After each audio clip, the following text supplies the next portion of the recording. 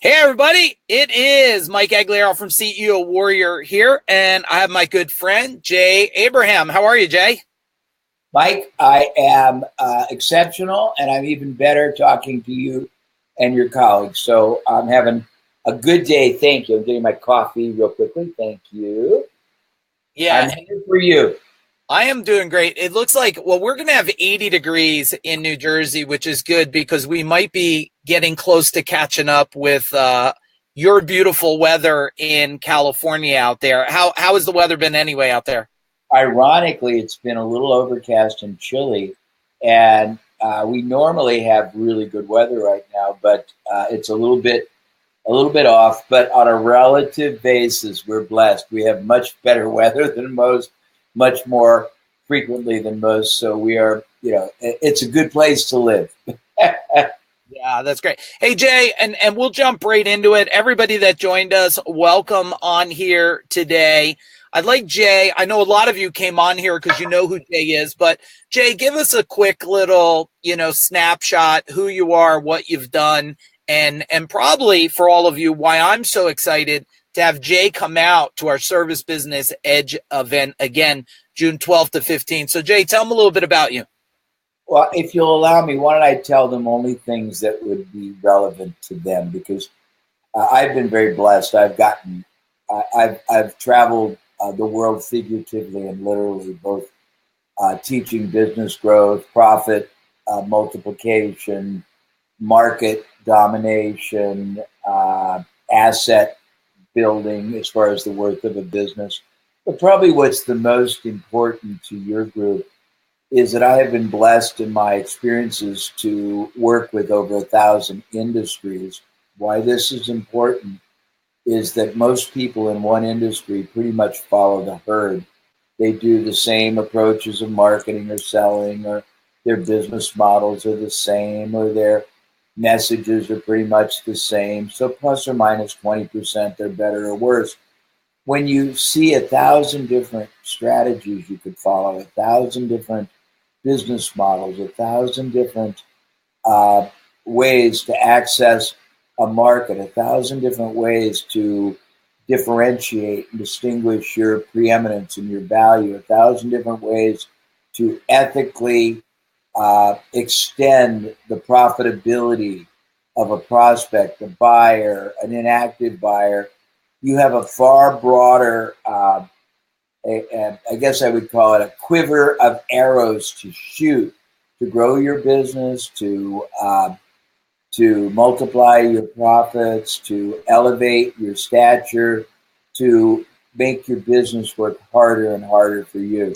From a credibility standpoint, it's a little awkward, but over the years, I've helped 300 or 400 of the top experts. Tony Robbins and I collaborate once a year to do problem solving for his highest level group in Europe. Daymond John, I mentor a guy named Dave Asprey, who's really big in bulletproof coffee. We meet Sethi. I've been very close to Stephen R. Covey, who's deceased, The Seven Habits. Stephen M. R. Covey, who's the world's renowned expert, and his partner, Greg Link, on trust building in a business environment for the market, and also to mobilize and solidify the loyalty and the performance of your team.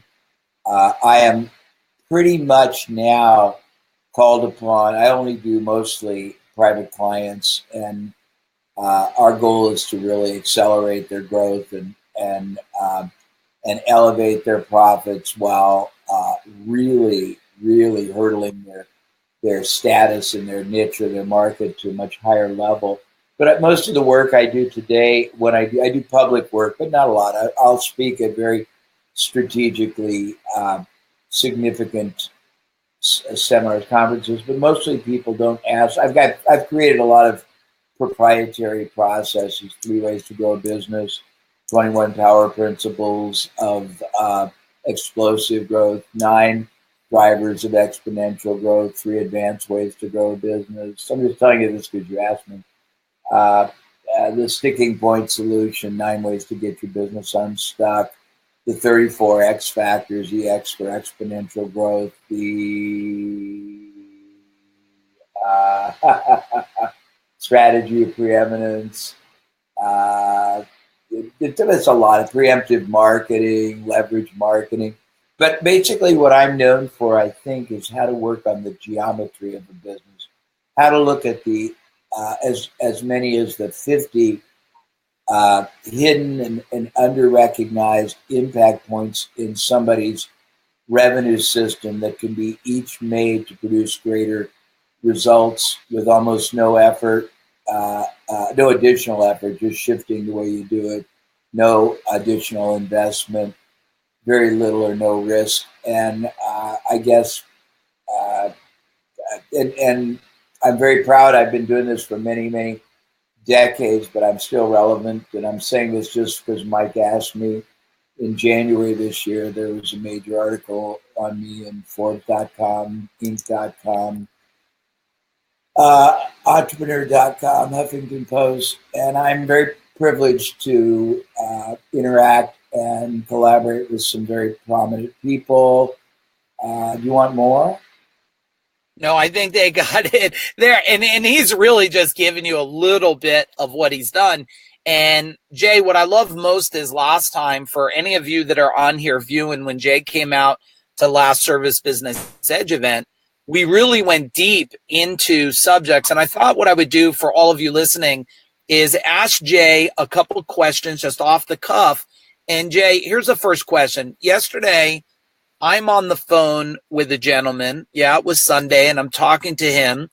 And he says to me, he says, you know, Mike, I've been to a lot of things, and I come back, I'm motivated, and then all of a sudden, you know, the motivation goes away or something. So what insight would you give to the business owners listening today of how to stop this temporary motivation, but really take things into action? What would you tell them to think about?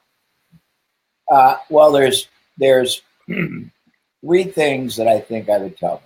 The first is to denominate or view what you're really doing. When you go to an event, any event, first of all, if you think that event is what's going to transform you, you're wrong. That event is the preparation.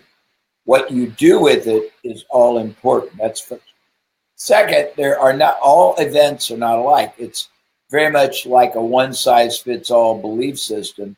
I have been privileged. The reason that I have chosen to associate closely and continually with you, Mike, is that your event isn't really an event. It is more of a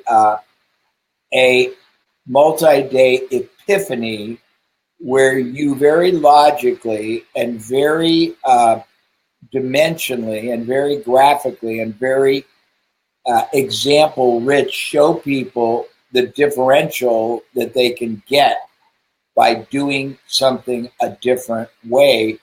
And you show them, I think, very, very compellingly that you're not the one who has dedicated your life to their business. You're not the one who gets up every morning worrying about the future, trying to hope that they have all their team still working for them, worried about managing the providers, finding the clients, competing in the world, making margin.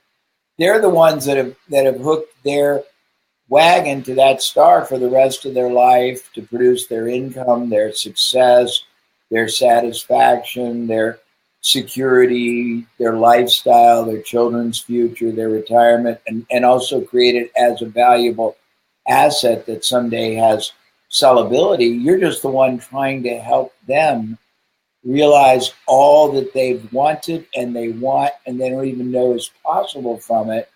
And I think that in answering your question, I'm taking a little circuitously, the way that I always found that you get people to take action is to see real life examples. Most conferences, most seminars deal in abstraction.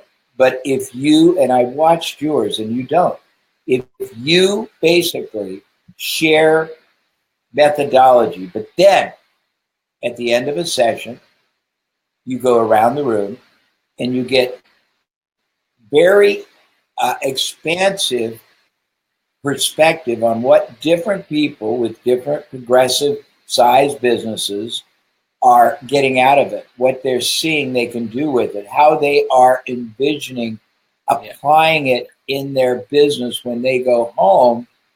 It makes it a million times easier to know what to do. And then if you, which I believe you do, at the end, bring it all home and figure out and get people to openly express, what are you going to do first, second, third, fourth, and not just one, what are you going to do, but the multitude, because different people are at different places on the continuum.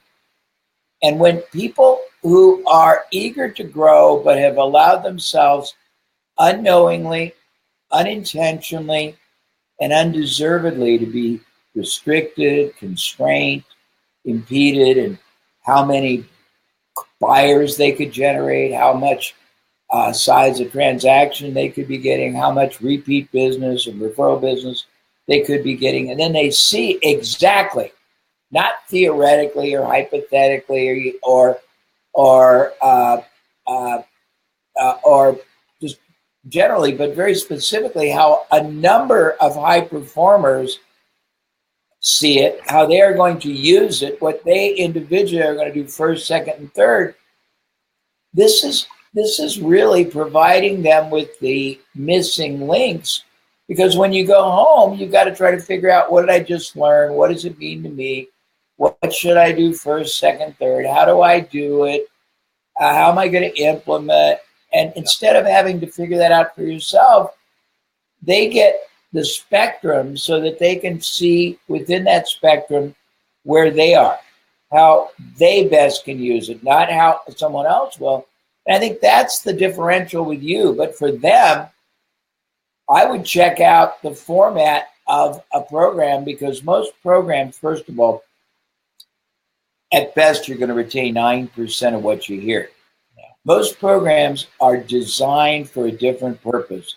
They're designed to disseminate general information to the masses, and they put the onus and the responsibility of there's a very critical word, and I haven't had enough coffee this morning, so bear with me. They put the onus and the responsibility of figuring out what the implications, what the action, what the application of that general information should be to the attendees. And that's confusing, it's intimidating, it's encouraging when you're there with the group, but when you go home, you don't know what to do, and you're more frustrated than you were inspired. I don't think your approach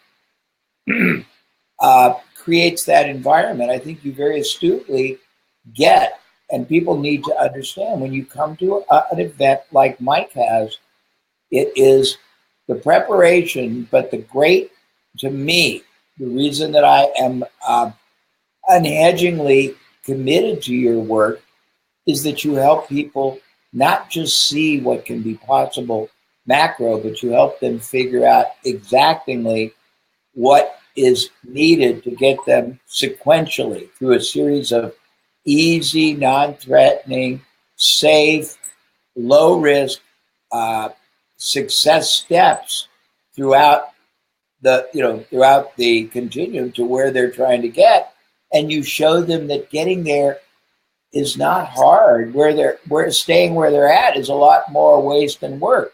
I don't know if I'm giving you an answer you want, but that's how I see it. Does that help, or am I confused? Yeah, that's a great answer. Well, everybody, if you hear a loud noise, that's going to be my truck starting for a minute, because I have to keep my my battery charged up here as I am mobile. And if my truck sounds cool, it's because I had a supercharger put in it, which probably makes it, Jay, a little too fast for a truck. But it does sound good. So what does that do? Well, I'm not really sure. All they told me is we'll put this supercharger in, and it's going to make this big F-150. When I push on the pedal, it goes. And I'm going to tell you, when I push on the pedal, this big truck will just spin its Really? wheels. It's probably still. I'm still in my mindset Probably should not drive something too fast, because I could go back to childhood days of thinking, just putting down the pedal there. But Jay, I have a question for you. This is a good one, and I want everybody to listen to this. What's up, Adam? What's up, everybody that joined? Please type in what you're hearing and what you're picking up.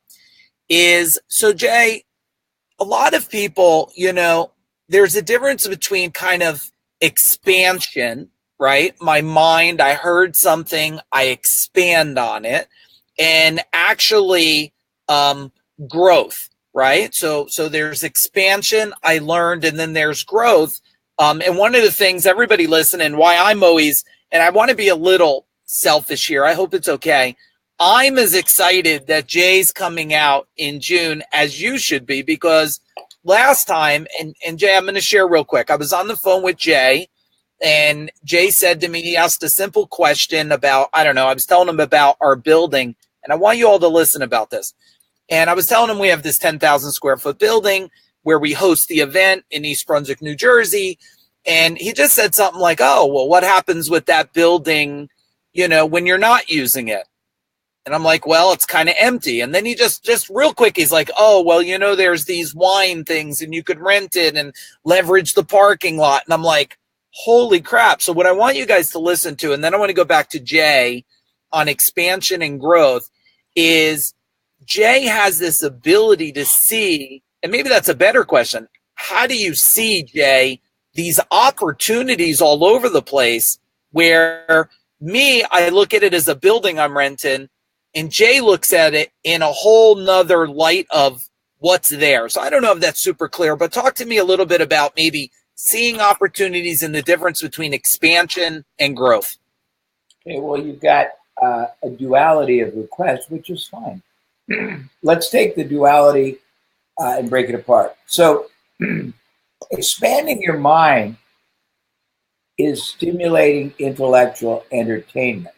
Harnessing your mind and think of a torque converter, okay? You got this powerful engine. You got obviously a special rear end because you blow the thing out, but you can't translate that power of potential to movement and action without something in between, right? Yeah. So it's great to see alternative possibilities. And very candidly, and very not trying to be arrogant, but with immodesty, I've been able to see much higher and better uses of people's time, opportunity, marketing, advertising, resources, brand, people than most. But the reason is twofold. When you look at one thing, if you say I've spent all my life in the HVAC or the service industry, your knowledge base is pretty limited to what you've seen, what you've done, whoever you've modeled, worked for, or whatever books you've read or seminars you've gone to. Useful, but still, mostly, as I said, they teach abstraction. So you got this concept that is not really congealed or crystallized. It's sort of floating amorphously in the clouds for you. When you've been as blessed as I have to be on the front lines of capitalism, not just teach in a group representatives from many, many industries, but work with them in real world, you see all these alternative ways to optimize, get the highest and best current, future, ancillary use of effort. And I'll give you the greatest example for your own industry. Many years ago, before everybody and their brother even understood the value of doing a twice a year tune-up checkup of your AC or your heating unit, depending on the time of the year, I was doing that for companies in major markets, and we were killing it just because statistically we knew that every time we did 10, you're going to find a system that needed work. It wasn't anything manipulative. But I have a client that was doing so well that he was overwhelmed, but he was fearful of investing in more trucks and people because he had fear that the concept would burn out.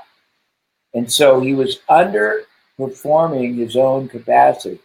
He was getting more people wanting him to come out than he had the trucks or the people, and he was unwilling to invest massively because he was fearful. And I said, okay, because I believe everybody's problem is a solution to someone else's, just like your underutilized uh, facility. And I'll tell you a better usage example in a minute.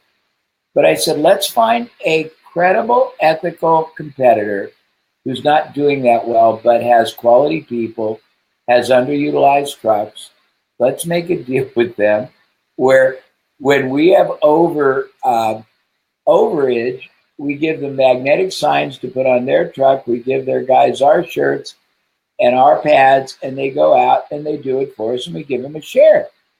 And we were able to double the business by doing that. Now, who would think to do that? Right. Let me give you another usage, which is bigger than yours. I have a client who provides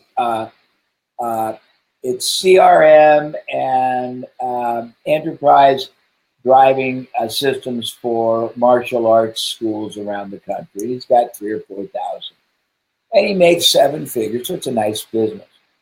But we've been identifying alternative, what we call undervalued. See, I deal with hidden opportunities, overlooked assets, underperforming activities, underutilized resources and relationships, undervalued distribution channels, and I look at multiple ways to use them. Now back to the example of the martial arts schools. So these martial arts schools, some of them pay as much as $12,000 a month for their facilities, and the facilities are dark most days until 3 or 4 o'clock. There's nothing going on in the morning.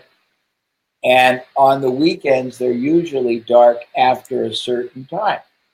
So we're in the process of working out deals to tie up the underutilization of thousands of them. And if you do the math, if you get 2,000 facilities that are paying the average of $5,000 a month, what is that, $100 million a month of real estate you're controlling for nothing? And then you find appropriate products, services, training, whatever it is that are more appropriate to stay-at-home moms who are available when kids are in school before 3, and you just give a share to the martial arts schools to defray their overhead.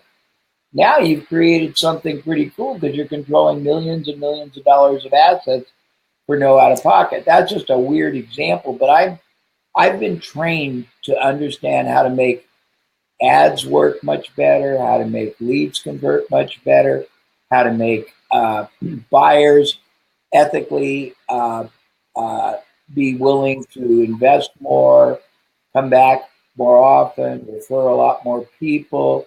I've been trained on how to get teams collaborating and elevating their sense of purpose. I've been trained on figuring all the overlooked opportunities that a company is sitting on. And I don't know how I got to that, but does that answer your first question? Yeah, 100%, 100%. And so what was the second? Did I answer the second too, or did I think you kind of answered both in that, which was, what I want to share with everybody is those of you that are coming out in June to the Service Business Edge event. What I love about Jay is, I've spent personally over 1.3 million in my own education over the last 12 years. But the thing is, even though I trained at Zappos and Disney, Jay has been helping me understand how to really see it, because he didn't just learn it. He told people how to apply these strategies. And today, like he's saying, and I don't care if it's HVAC, pest control, chiropractic care, it doesn't matter. When you're in a room environment and I'm facilitating questions and Jay is sharing his world of experience and these little changes that all of a sudden they swing huge opportunities, you have a chance of a lifetime right now to come out in June to do it. And look, I'm not here to convince any of you, because I always say, if I got to convince you, to come and improve yourself. I care more about you and your company and yourself. I'm here to serve you along with Jay, but I want to open your eyes to, if you could get in a room with me, and then you could get in the room with who my coach is, helping me understand how to leverage wealth, freedom, market domination better. This is a super win for all of you. Last thing, Jay, and I think, Jay, it would be cool for some of you that come. Last time we didn't really do it. I think we're going to do a couple hot seats for some of you that come, and we're going to dig down and create some X factors, because I was thinking back on last time Jay was out, and I was like, you know what? We covered so much ground. This will be cool if Jay and I on stage, we take a couple companies and create an X factor that nobody's ever heard of, nobody's ever seen, that when you hit the market with it, the world is trying just to keep up. So, Jay, if you were to give everybody before you go, maybe just share with them real quick something they should just think about in business today. Just generalize. Everybody better think about this. What would you tell them? Well, I would say this. They're lucky because the service business is not going to be, what's the word I want to use? It's not going to be put out of business by tech. I mean, Amazon is not going to send out a do-it-yourself. I mean, it might, but I don't see most people wanting to do their own repairs and installation. So the good news is you've got a stable, fundamental business. The bad news is unless you approach your connection with the marketplace from a higher, better purpose, you're always going to be at the mercy of the latest ad. You know, people are going to teach, here's how you use Google here, and then everyone's going to use it, and it's going to become the standard, and it's going to become commoditized. One of the things I exhilarate in is that if everybody in an industry does things pretty much the same way, and you learn a number of approaches that are actually common as dirt in other industries, but your industry has never used it, seen it, and you combine it and you own it, you preempt everybody. And I think you've got to start thinking about a couple of things. First of all, are you different? Do you care more? Do you do more? Do you have team members that are more committed? If the answer is no, then I suspect, first of all, you better reevaluate that, because you can't. You can endure. You can make a living, but you're never going to propel yourself to greatness. And greatness is relative. And maybe if you're making 200 grand, making 7, maybe like Mike, building a business that's so successful that it's a foundation for a big roll up and selling it for a small fortune. That's not the key. The key is if you're going to stay in business, why be mediocre? People don't realize it is harder and more effort and more exhaustive to be mediocre than it is great. Because when you're playing at it's like a jet at supersonic speeds. The friction and the height, the friction and the resistance is not there because no one else is flying up there. And I'm not trying to be too abstract, but I would think about, first of all, is my organization really committed to being preemptive, to being the most trusted organization in my sector? If not, how can I do it? If you don't know how, start thinking about other organizations outside of your field that you respect, that you trust, that you see as being leaders, that people turn to, what they do, how they do it, why they're favored, and think about what about that you could adapt or adopt. Second is how many better ways, and you won't know this, but we'll go through some mind-blowing some mind-blowing paths and approaches. How many better ways can you reach the target audience than everybody else? Number 3, how can you make it easier for them to start doing business with you, as opposed to not really seeing you as being a preferred choice and just sort of arbitrarily choosing whoever they want? Number 4, what do you have to do to engage your entire team to feel like they're on a crusade or a mission in behalf of the betterment of the client. Now, people don't know this, Mike, but the majority of companies, entrepreneurial companies, get about 20% of the performance capability of their team, meaning 1/5. And it's not because the team doesn't want to go full out. Nobody really wants to be mediocre. People don't want to be average, but they are because no one ever helps them grow and develop. And growth and develop is not just learning the company protocols and not just learning, how to install better. It's a whole spectrum. How to represent greater trust to the client, how to extend yourself beyond, how to see your role in what you do, not just putting in a heating, air conditioning, but knowing that home's going to be comfortable and they're going to have a much more healthy life and they're going to have a lower electric bill, whatever. And there's a lot I can get into, but I'm sure you'll dredge it out of me when I'm there. And I actually enjoy that because you are focused on application, implementation, execution, and real world scenarios, not a bunch of theoretical stuff that people don't really understand and don't know how to apply. That's awesome. So a couple of for everybody just ponder. We got a little, there we go, fix up. A little bit for you to think about today is one, I don't know if I ever shared this, but I'm going to share it really quick. I think it was about 2.5 years ago, less than 3 years ago. I sat with Jay for a couple hours, myself, my business partner, Rob Zadati, and we had a conversation with him about things that we were doing in our business. And Jay said a couple things, and I'm going to share it at the event, and I'm going to pull it out of Jay like he said. He said, look, you got to focus on profit. Now, we were already doing, I don't know, $25, $27 million. He said, you got to get this profit figured out. And he gave us some strategic things to fix profit.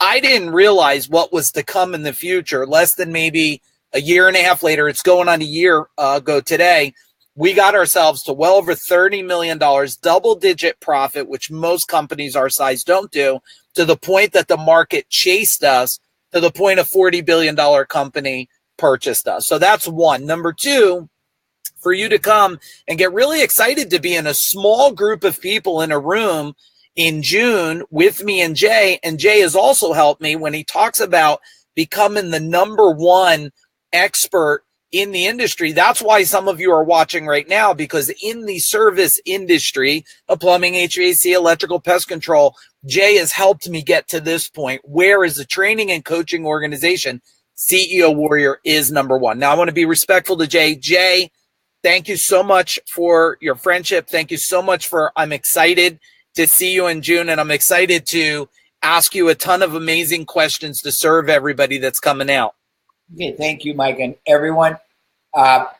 Very sincerely, my motive in what I'm about to say is your best interest, not mine. What Mike does is real, and I've met the people he has impacted, and their service businesses have not just grown and their profits multiplied, but their lives have been reinvigorated. They've gotten balance, they've gotten control, they've gotten sustainability. And I hurt for people. I love entrepreneurs. I love people who want to add value to society, but I hurt for people that don't know how to accomplish making the business a joyous vehicle that works hard for them and gives them fulfillment, satisfaction, economic, and psychological enrichment. I think Mike's got the ability in that. I'm drawn to people that are focused on that. I have to go, but hopefully this helps, and hopefully I'll see everybody there, and Mike will draw everything he can out of me, and it'll be my pleasure to contribute. I'll talk to you later. Thank you, Jay. Have a great day, and everybody make it an amazing week, and I'll see you in June. Boom.